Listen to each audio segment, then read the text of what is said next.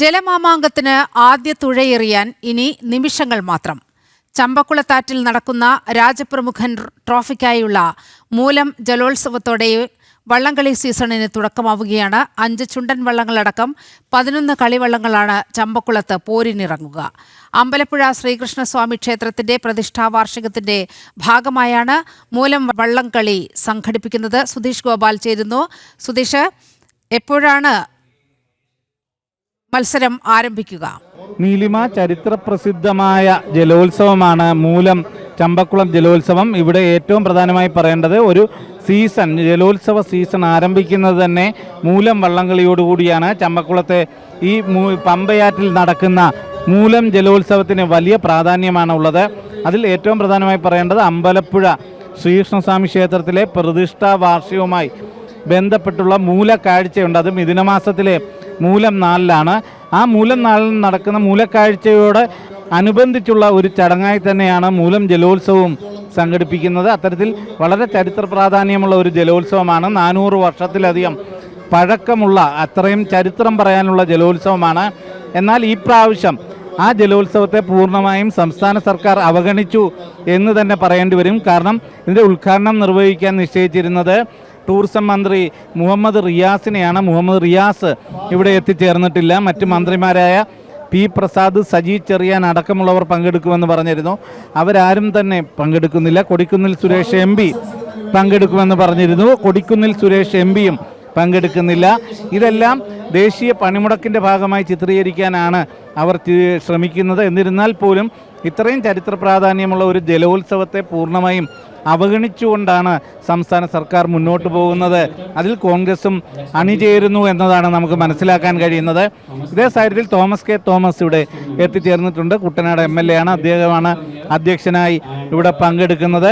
ഈ ജലോത്സവത്തെ സംബന്ധിച്ചിടത്തോളം പറയുമ്പോൾ നെഹ്റു ട്രോഫിക്ക് മുന്നോടിയായുള്ള വലിയ പ്രാധാന്യമുള്ള ഒരു ജലോത്സവം തന്നെയായി ഇതിനെ കാണേണ്ടി വരും. 5 ചുണ്ടൻ വള്ളങ്ങളും മറ്റ് 6 കളിവള്ളങ്ങളും ഉൾപ്പെടെ 11 കളിവള്ളങ്ങളാണ് ഇതിൽ പങ്കെടുക്കുന്നത്.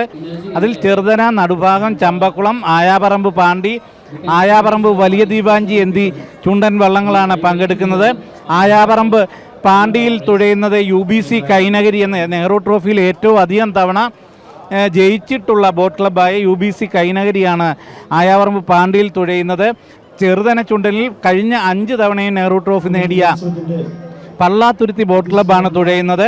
അവർ ഈ പ്രാവശ്യം നെഹ്റു ട്രോഫിയിൽ 6 തവണത്തെ അടുപ്പിച്ചുള്ള ഡബിൾ ഹാട്രിക് അടിക്കാൻ ശ്രമിച്ചുകൊണ്ടിരിക്കുമ്പോൾ അവർ അതിൻ്റെ ഒരു ട്രയലായി തന്നെയാണ് ഈ ചമ്പക്കുളം ജലോത്സവത്തെയും കാണുന്നത്.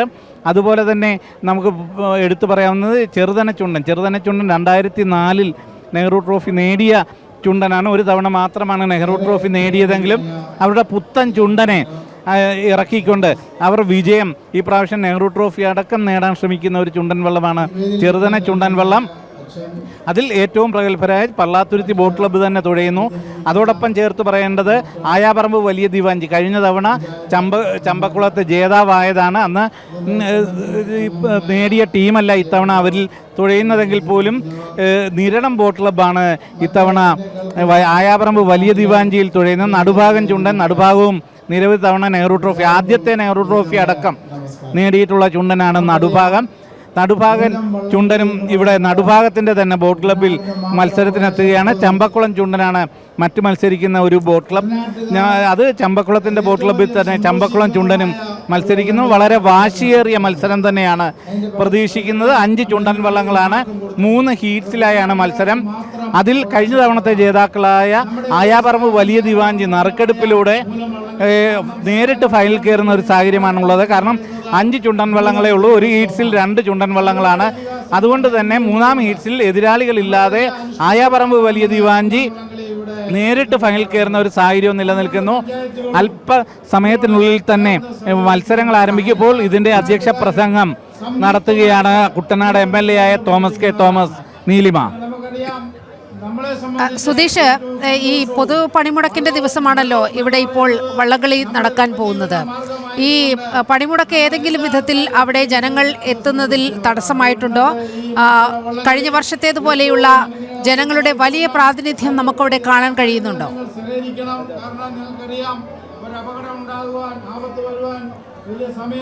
നീലിമ, ഇവിടെ ജലോത്സവം എന്ന് പറയുമ്പോൾ ഏത് വിധേനയും ജലോത്സവ പ്രേമികൾ എത്തിച്ചേരും. എന്നാൽ പോലും സംസ്ഥാനത്തിൻ്റെ വിവിധ ഭാഗങ്ങളിൽ ഇത്തരം ജലോത്സവ പ്രേമികളുണ്ട്. അവരെ സംബന്ധിച്ചിടത്തോളം വലിയ ബുദ്ധിമുട്ട് തന്നെയാണ് ഇത്തവണ ചമ്പക്കുളത്തേക്ക് എത്തിച്ചേരാൻ ഉണ്ടായിട്ടുള്ളത്. പ്രദേശവാസികൾ അടക്കമുള്ള വലിയ ജലോത്സവ പ്രേമികളുടെ തിരക്ക് തന്നെയാണ് ഇവിടെ കാണാൻ കഴിയുന്നത്. എന്നിരുന്നാൽ പോലും മറ്റിടങ്ങളിൽ നിന്നും ഇപ്പോൾ ഇവിടെ മത്സരിക്കുന്നതിൽ തന്നെ കൊല്ലം, ആലപ്പുഴ, കോട്ടയം അടക്കമുള്ള ജില്ലകളിൽ നിന്നുള്ള ബോട്ട് ക്ലബ്ബുകൾ പോലും മത്സരിക്കുന്ന ഒരു സാഹചര്യമുണ്ട്. അപ്പോൾ അവിടെ നിന്നൊക്കെയുള്ള തുഴച്ചിൽക്കാരും അവിടുത്തെ ജലോത്സവ പ്രേമികൾക്കും എല്ലാം തന്നെ ഇവിടെ എത്തിച്ചേരുന്നതിന് വലിയ പ്രയാസം തന്നെയാണ് നേരിട്ട്. കഴിഞ്ഞ ദിവസം തന്നെ വലിയ രീതിയിൽ അഭ്യർത്ഥന ഉണ്ടായിരുന്നു, ആലപ്പുഴ ജില്ലയെ ഈ ഒരു പണിമുടക്കിൽ നിന്നും ഒഴിവാക്കുക, ഇല്ലെങ്കിൽ ഈ ഡേറ്റ് അറിയാം. എല്ലാ വർഷവും ഇതിന മാസത്തിലെ മൂലം നാളിലാണ് ചമ്പക്കുളം ജലോത്സവം നടക്കുന്നത്. ആ ദിവസം തന്നെ ഇത്തരമൊരു പണിമുടക്കിന് തിരഞ്ഞെടുക്കുമ്പോൾ അത് ഈ പണിമുടക്കിന് നേതൃത്വം നൽകുന്ന രാഷ്ട്രീയ പാർട്ടികൾ അന്ന് ചമ്പക്കുളം ജലോത്സവമാണ്, മറ്റൊരു ദിവസത്തേക്ക് ഇത് മാറ്റണം എന്ന് അഭ്യർത്ഥിക്കേണ്ട ഉത്തരവാദിത്വം അതാത് രാഷ്ട്രീയ പാർട്ടികൾക്കും അത്തരം സംഘടനകൾക്കുമുള്ളതാണ്. എന്നാൽ അത്തരത്തിലുള്ള ഒരു ഇടപെടലും അവരുടെ ഭാഗത്തു നിന്നും ഉണ്ടായില്ല. ചമ്പക്കുളം ജലോത്സവം അവരുടെ പരിഗണനയിലേക്ക് വന്നില്ല. ഇത് ഉദ്ഘാടനത്തിൽ പങ്കെടുക്കേണ്ട, ഉദ്ഘാടകനായി എത്തേണ്ട മുഹമ്മദ് റിയാസ് എത്തുന്നില്ല. ആലപ്പുഴ ജില്ലയിൽ തന്നെയുള്ള മന്ത്രിമാർ എത്തുന്നില്ല, MP എത്തുന്നില്ല. അപ്പോൾ ഈ ചരിത്ര പ്രസിദ്ധവും അതുപോലെ ഐതിഹ്യ പ്രാധാന്യവുമുള്ള ചമ്പക്കുളം മൂലം ജലോത്സവത്തോട് അങ്ങേയറ്റത്തെ വിമുഖത ഈ ഇന്ത്യ മുന്നണിയിലെ എല്ലാ കക്ഷികളും എടുത്തിരിക്കുന്നു എന്ന് വേണ്ടേ മനസ്സിലാക്കാൻ?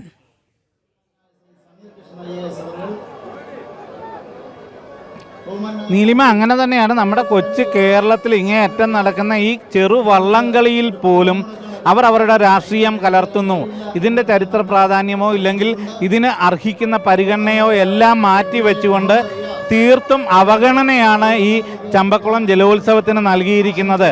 അതിന് എന്ത് രാഷ്ട്രീയ കാര്യങ്ങൾ പറഞ്ഞാലും ന്യായീകരിക്കാൻ കഴിയില്ല എന്നതാണ് നമുക്ക് എടുത്തു പറയേണ്ടത്. ഇതിന് കുട്ടനാട് താലൂക്ക് തഹസിൽദാരുടെ നേതൃത്വത്തിലാണ് ഇങ്ങനെ ഒരു ജലോത്സവം സംഘടിപ്പിക്കുന്നത്. അത്തരം സംഘടിപ്പിക്കുമ്പോൾ സർക്കാരിൻ്റെ ഉത്തരവാദിത്വം, ജനപ്രതിനിധികളുടെ ഉത്തരവാദിത്വം അത് കൃത്യമായി നിറവേറ്റുന്നതിൽ അവർ പൂർണ്ണമായും പരാജയപ്പെട്ടു എന്നത് തന്നെയാണ് ഏറ്റവും എടുത്തു പറയേണ്ടത്. ഇത് വലിയ അവഗണന തന്നെയാണ്.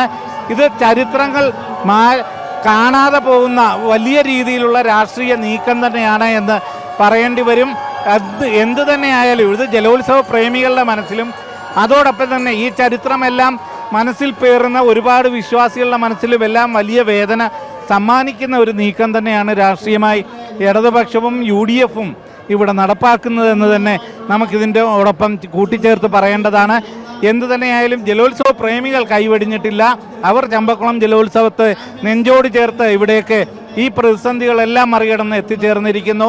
ജലോത്സവം നല്ല രീതിയിൽ തന്നെ നടക്കും.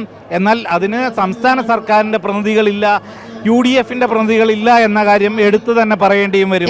ഈ ചരിത്ര പ്രസിദ്ധമായ വള്ളംകളിയോട് പോലും രാഷ്ട്രീയം കലർത്തുകയാണ് ഇവിടുത്തെ ഇടത് വലത് മുന്നണികൾ. ചങ്ങനാശ്ശേരി കുറിച്ചി കരിങ്കുളം ശ്രീ പാർത്ഥസാരഥി ക്ഷേത്രത്തിൽ നിന്നും അമ്പലപ്പുഴ ശ്രീകൃഷ്ണസ്വാമി ക്ഷേത്രത്തിലേക്കുള്ള പ്രതിഷ്ഠാ വിഗ്രഹം വഹിച്ചുകൊണ്ടുള്ള ഘോഷയാത്രയുടെ ചരിത്രസ്മരണ നിലനിർത്താനുള്ളതാണ് ചമ്പക്കുളം മൂലം വള്ളംകളി. ആ വള്ളംകളിയോട് സർക്കാർ മുഖം തിരിഞ്ഞു നിൽക്കുന്നു, പ്രതിപക്ഷം മുഖം തിരിഞ്ഞു നിൽക്കുന്നു. വളരെ കൃത്യമായ ഒരു രാഷ്ട്രീയം ഈ പ്രശ്നത്തിൽ നമുക്ക് കാണാൻ കഴിയും. സുധീഷ് ഗോപാലാണ് വാർത്തയുടെ വിവരങ്ങൾ പങ്കുവച്ചത്.